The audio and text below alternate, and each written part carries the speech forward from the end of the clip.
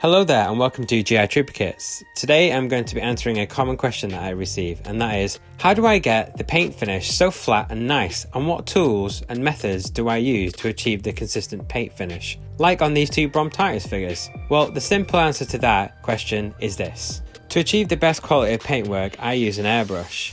An airbrush is a fantastic tool to apply your base layers when you're completely painting a figure, whether that is your primer layers or completely applying a solid colour to your figure. Now, you can use rattle camera primers to prime your figure in one colour if you want to, such as Citadel White Scar, if you're doing say Clone Troopers or Stormtroopers, but I prefer not to do this, as I've had more issues than I have had success. It results in a mixture of the paint not always being mixed correctly inside the can, which can result in various different outcomes, and sometimes I've had it where the paint's dried and it stayed tacky for much longer than it should have done.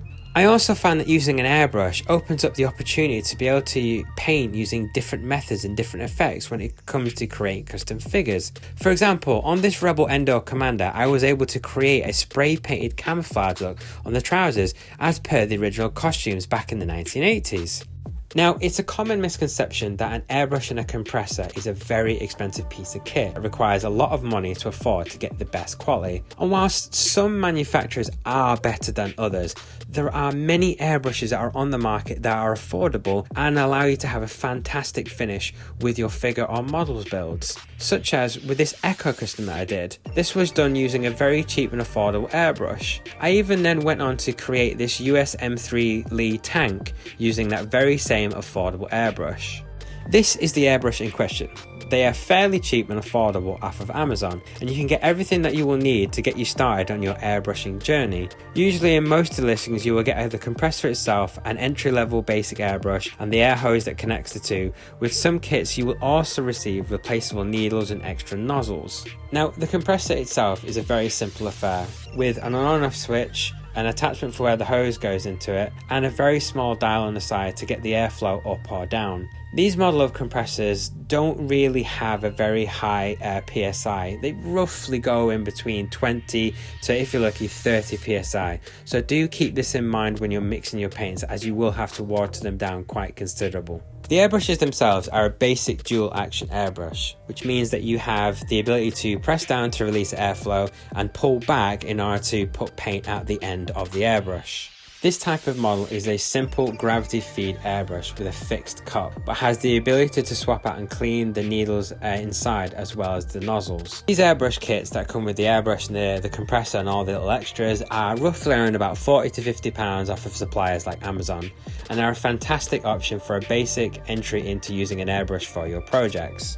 With a basic airbrush like this, one thing you will have to bear in mind as standard is to extensively thin down your paints in order to get the best results. Although certain paint brands like Vallejo Hair might be marketed as airbrush ready, you will still need to water these down to get the best results and to avoid tip drying and clumping up of your paint inside the airbrush. It is essential to thin down your paints when using a more basic airbrush with a low PSI compressor such as this one. More expensive airbrush compressors can pump out a higher PSI, which you can upgrade to at a later date and still use the exact same airbrush that you get with this kit. As well as thinning down in your paints, adding a dab of flow improver to your paint mix will also help you get much better results with putting your paints through an airbrush. This combination of flow improver with paint thinner really helps to thin down your paint and help you get a thin, nice, even pass when you're airbrushing it onto your figures or your models to achieve a better finish. On the back of that, it is important to understand what kind of paints you are using with your airbrush.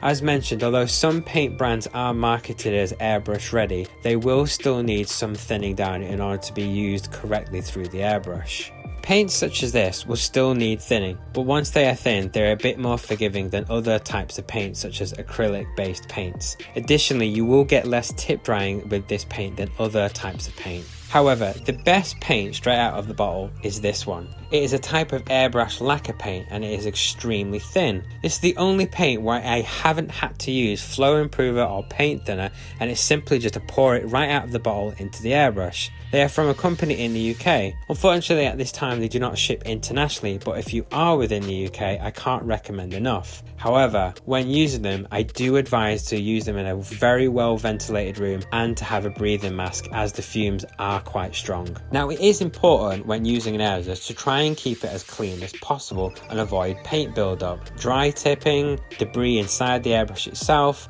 and any blockages that might occur inside the cup or the nozzles. I advise putting airbrush cleaner through your chosen airbrush once you've finished painting whatever colour you've put inside the cup. On top of that, some helpful tools that may come with these kits themselves are the brushes to help get paint out of your airbrush after use, a needle that will allow you to get inside the nozzle of the airbrush and clear any debris that's left inside, and finally one of these. This is a simple handy little tool that should come with your airbrush kit and will allow you to take the needle nozzle off the airbrush for cleaning or swapping out for a smaller or bigger size.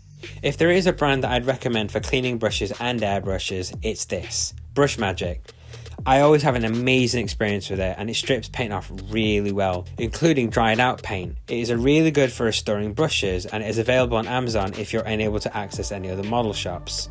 In terms of the airbrushes that I have used over time, I started off with this one, which is the 40 brown airbrush that you can get with the small compressor. It is a fantastic starter airbrush and served me really well for quite some time, even after getting a brand new compressor. The only two things that I don't like about this airbrush is the solid stuck cup, that you can't have a smaller cup onto it, and over time the trigger for the dual action can become quite strained on your finger, but other than that it's a fantastic airbrush. This is why I eventually moved on to this one. This is the Iowata Neo. It's a really good and affordable next step up airbrush and roughly retails around about £80 to £90, and it served me well for a long time. It uses a lot of the same parts as the first airbrush that I got, which meant that needles and nozzles were easy to find and cheap and affordable and interchangeable. It also had an interchangeable cup size on the top with a big and a small, which is exactly what I was looking for.